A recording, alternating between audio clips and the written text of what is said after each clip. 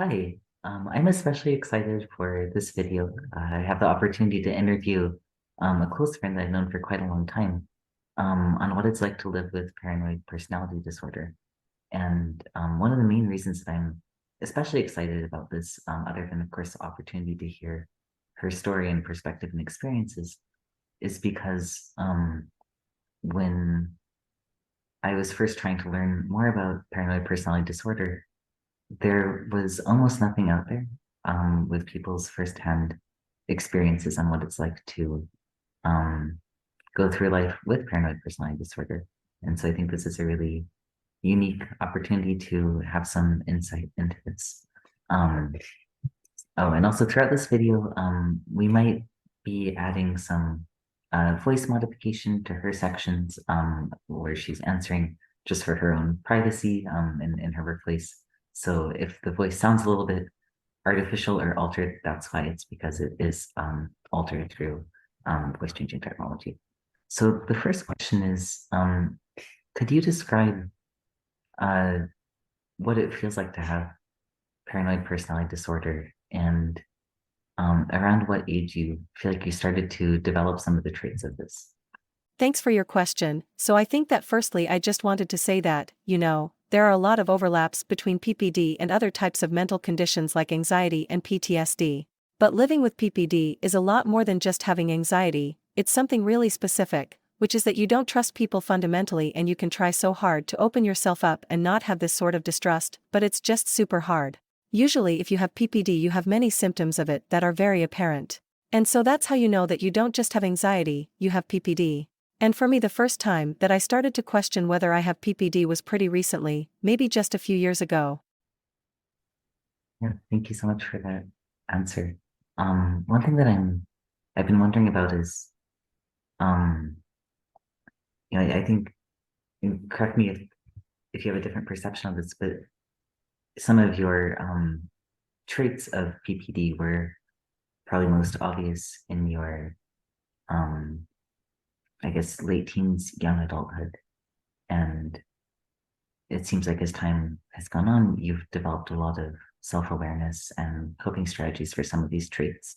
Something I've been wondering is when the traits and the sort of suspiciousness or feeling of being intensely on guard were at their most intense, did you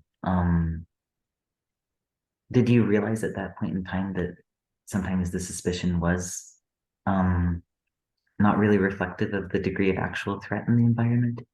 Or did it almost feel like a delusion at times um, where you probably genuinely believed that you had the correct amount of suspiciousness and maybe that other people were just not being nearly careful or on guard enough?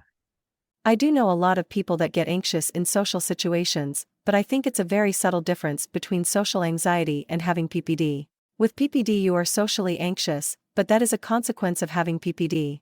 How should I say this? Imagine if you are an introvert in a large gathering. You can be socially anxious because you don't know what to say, you don't know what types of conversations you are engaged in. But if you have PPD, you are thinking more of like I just don't trust people, I'm suspicious of them. It's not so much about what you are not able to offer people, but it's more of I just don't trust people. There are also a lot more symptoms of PPD of course, some of which include being very argumentative and defensive, believing that others have hidden motives, being very hypersensitive to criticism. This all comes from just not trusting people. If it's okay, I'll go through some of those traits. And if you want me to skip any of them, I can go on to the next one. But otherwise, maybe you can just describe how these traits have showed up in your life and what it's like with, as much or as little specific information as you're comfortable sharing. So the first trait, I'm just kind of like reading off the WebMD article on it, is um, doubting the commitment, loyalty, or trustworthiness of others, believing that others are using or deceiving them. Um, do you have any examples of how that might have appeared in your life? I think for me, if someone says, I really enjoy talking with you, sometimes you wonder do they really mean what they are saying or do they have some kind of hidden motive? I think it's just having that constant feeling that if someone is complimenting you, for example, it sounds too good to be true. There must be some kind of underlying motive.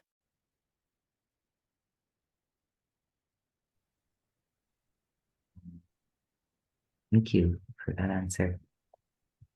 The next trait on this list is probably related, but being reluctant to confide in others or reveal personal information due to a fear that the information will be used against them. And something that I'd be especially curious about, and to the extent that you're comfortable sharing, would be um, to what extent would you, or to what lengths would you go to prevent people from learning about your personal information? I think for me, I've become a bit less bothered with regards to personal information. But I think for me, I also have OCD, so when it comes to personal information, having PPD and OCD, it just amplifies it a lot more.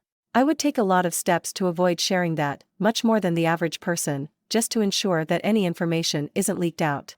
Or even information that is available on the public domain, I would ensure that there is nothing personal. Yeah, thank you. And I guess if you think about like when this trait was at its most intense, um, was there any information that did feel safe for you to share with others? Or did pretty much any information about you feel like it could be used against you? Like, for example, would you feel comfortable with other people knowing um, your age or um, what you're studying, or would that kind of information also feel like it could be potentially threatening if people were to find out about it? I think for me, PPD is mostly centered on just having a very high level of distrust. I do acknowledge that if you have such a high level of distrust, it's also difficult to survive in society. So over the years I have been trying to manage that. When it comes to disclosing my personal information, of course if I have to disclose that to, let's say, a government office, then of course I would have to do so. I won't withhold any information. But I think that sometimes, because I am so suspicious of others, if it's not something that is very pertaining to government-related matters, I would withhold that information, or even, I guess you could say, I would lie about myself. Thank you for that answer. I think that's really helpful context. Um, I think some of the other points on this list are phrased in a little bit more of a pathologizing way.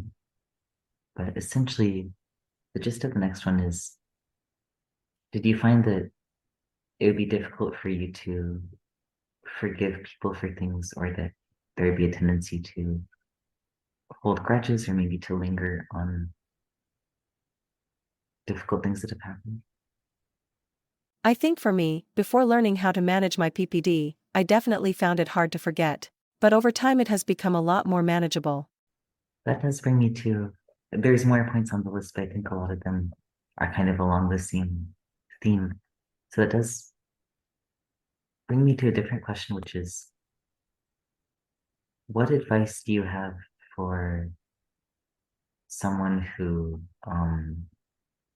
maybe is a doctor or a mental health clinician or even a loved one of someone with PPD, on how they can encourage the person to get help, but also recognize how scary it is, because I think a lot of the ways that we expect people to get help involve trust and involve sharing a lot about themselves and their feelings. And I imagine that that could be really stressful if sharing personal details about yourself um is particularly um challenging or feels threatening. Sometimes it's hard to broach the subject. Someone with PPD may appear as being very hostile, but then if you are hostile to others, then people wouldn't react well, right? And that can in turn strengthen your own mindset that people are not to be trusted. It's kind of like a loop, it's a loop that is very hard to break. PPD is multifaceted. Yeah, no, I can imagine that that's difficult to break, especially as you said, you're kind of getting constant reinforcement of it. And I imagine it's also an area where I'd love to hear your experience. Probably people with PPD often um, have had experiences like challenging life circumstances or experiences of discrimination that do um, tend to naturally lead to being more on guard. Or I guess, what are your thoughts on how PPD tends to develop, or what might feed into it or intensify it? I think that PPD is sort of similar to PTSD. When you have PTSD, it's directly related to the person who has caused your trauma. But PPD is you extending that trauma to everyone. PPD doesn't discriminate in that sense. You have PPD to everyone. So I believe that's the distinction between PPD and PTSD. And I do believe that my PPD was caused by my environment, just an accumulation of having very hurtful behavior from quite a number of people. This resulted in having a sort of generalized distrust not just to the people who have hurt me but to everyone. So I do think that PPD, at least for me, is a product of my environment. Yeah, that that is a really that comparison makes a lot of sense. And this is a really specific question, but as you were mentioning, PPD can have a lot of overlap with anxiety, a lot of overlap with PTSD. I think PPD can also appear to have some overlap with schizophrenia, um, in the sense of having suspicions that might be considered to be really unique or unusual, or that might appear to be like delusions at times. One thing I would be really interested to learn from you is, um, like in your case, I know you've had at times throughout the years, for example, worries that people would be poisoning you. Um, what do you feel is the difference between this type of intense worry and the experience that someone might have in a delusion? I know it might be hard to make that comparison if you haven't necessarily experienced both, but how do you distinguish between PPD and psychosis, for example? I think PPD may be more all-encompassing than psychosis. Like, if you have psychosis, you're not necessarily, for example, hypersensitive to criticism, but I might be wrong about this. I'm not trying to minimize other mental health conditions, I just think that with PPD I'd worry about people poisoning me or doing things behind my back. You could have psychosis, but not in the sense of worrying. You could imagine things, but you could imagine something other than the person poisoning you. PPD is more focused on suspicion of people. Thinking again, I'm watching sorry, I'm on like the time limited Zoom, and so I see I probably only have time for one more question, unfortunately. But what what suggestions would you have for someone who thinks they may have PPD, um, or maybe even has been told that they have PPD, but they're not sure of it yet? Um, yeah, I guess what guidance would you give them to figure out whether it's a helpful description, and if so, what resources might be helpful or what steps might be helpful to take? It's a hard question because if you have PPD, by virtue of having PPD, if someone tells you that you have PPD, you may not be willing to admit that you have PPD. So you're kind of stuck in that sense if you have PPD, but you don't trust people. So if someone tells you, and if you don't trust them, it's very hard to take the first step towards managing it. I think that if someone tells you about this, you would just have to take that first step. It's the hardest step, it takes a lot of practice for you to open yourself up and not always think people are out to get you or hurt you. So, yeah, thank you so much again for your time. And I, yeah, I think it's really interesting to learn more about this. And I think it's amazing that you were able to, over time, I guess, take some steps to get help and to be able to reduce some of your anxiety. Um, I imagine that was not easy at all, especially starting out. But yeah, thank you so much for all your sharing all of your experiences.